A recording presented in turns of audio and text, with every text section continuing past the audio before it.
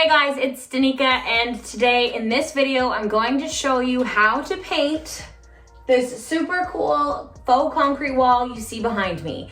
This video is not nearly as long as my other paint tutorials, but that's simply because it's so easy to do. I watched a ton of how to make a wall look like concrete, and each one of them actually included physically putting concrete or plaster or some sort of texture onto the wall. I didn't want to do that.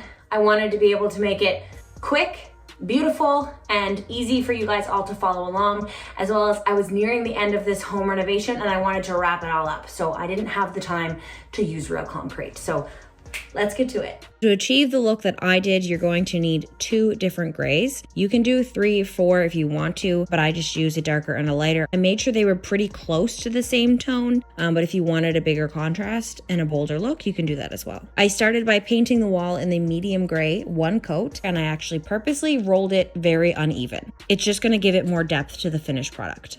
When the first coat was dry, I took my other gray and I just smeared a big glob on the wall, and I used a window shim. You can also use a small piece of wood or even a trowel would work, but something that's just going to be able to smear it around as if you're plastering the wall like I saw online using real plaster, but this time I'm using paint. So there's no texture, and if you want to paint over it later on, you don't have to worry about taking the plaster off or leveling it out. This wall is 12 by 8, and the entire step for this part took me under an hour. No, about an hour. And it's just that simple for the entire wall. Sometimes I added a little bit of white and then a little bit of black. I wasn't so happy with the black, so once that part was dry, I just went over it, and you're able to do that also. If there's areas that you don't like, just keep adding more until you're happy with it.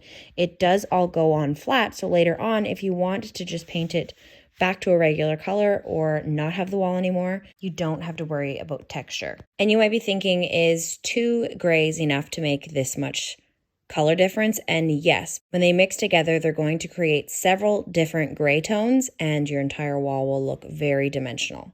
Sort of like the mural that I just painted with a white and then a dark blue.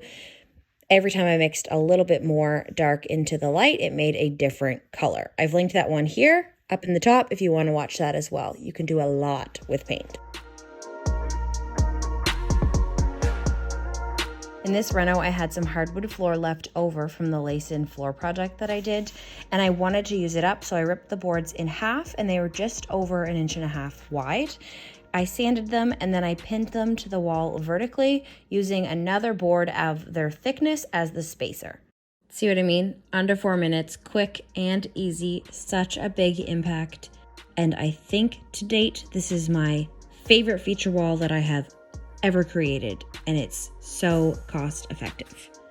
Hope you guys really enjoyed it. Let me know if you tried it out. You can follow me on Instagram at DC_woodworks. Happy DIYing. See you next time.